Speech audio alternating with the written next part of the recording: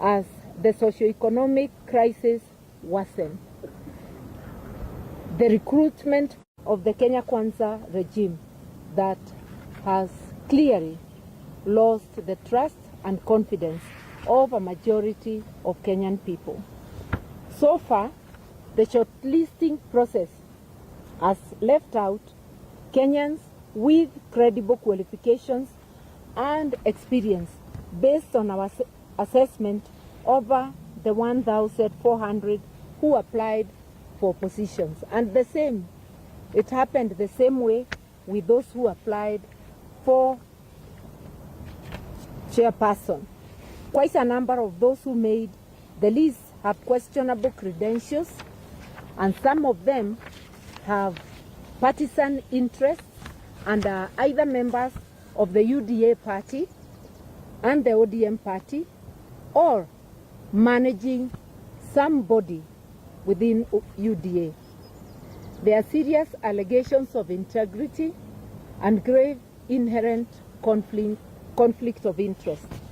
A number of the selected applicants are members of the executive structures of UDA and ODM and have in the last 3 years been beneficiaries of skilled public appointments by William Ruto and some by Mr. Odinga. We wish to point out the case of Joy Midivo. She has been the chairperson of the UDA Internal Dispute Resolution Committee. It is clear that Ms. MS Midivo is not eligible for consideration for appointment as Iebc Commissioner as stipulated in Article 88, 2A, Roman 2 of the Constitution. Given the clear position articulated in our supreme law of the land, why was MS Midivo shortlisted by the IB selection panel? This is a clear violation of our Constitution. More so, this is a great betrayal to young Kenyans who sacrificed their lives on June 25, 2024, in order to have a credible and independent commission, among other things. The cry of the Gen Z was transparency and accountability. Given the clear, Mr. Ruto's personal advocate is also set for an interview as a possible commissioner.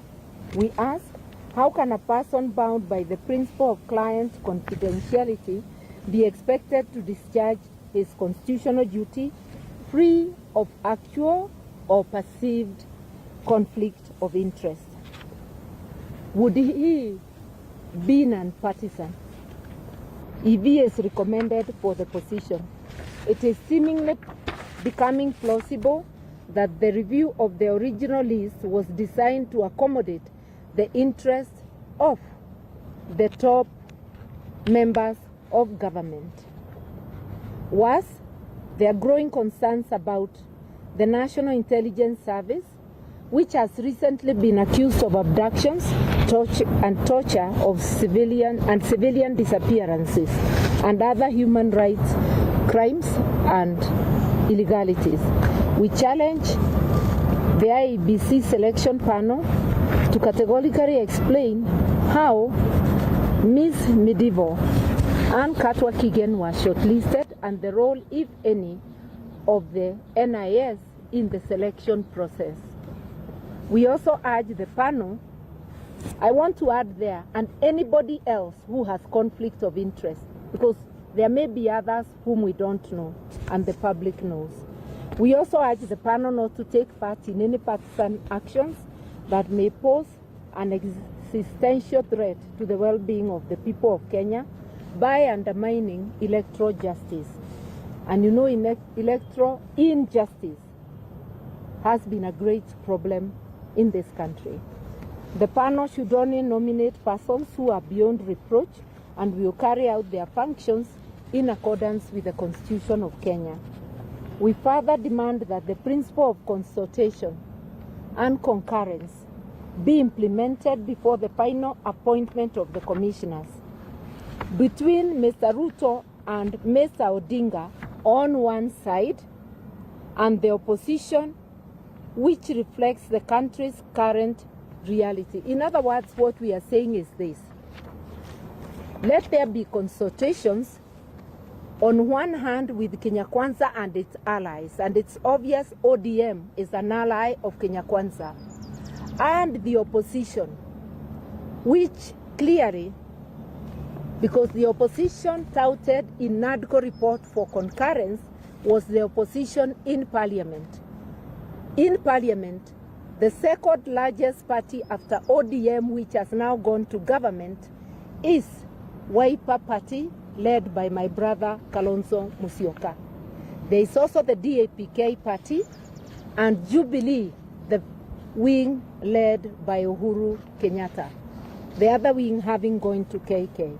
So when we talk of consultation and concurrence, we expect Ruto to consult His Excellency Kalonzo Musyoka, who will then gather the others and sit down for concurrence. Any appointment of the chairperson or commissioners without reverting to the opposition is totally unacceptable, and we will take whatever action is available to us, legal and political. On the violent early elections campaigns by UDA and ODM, following the unholy union, Mr. Ruto launched an aggressive campaign in Nairobi, accompanied by UDA and ODM officials. The disruptive early campaign featured marauding gangs who went on robbing and mugging sprees against unsuspecting Kenyans going about their everyday life under police protection.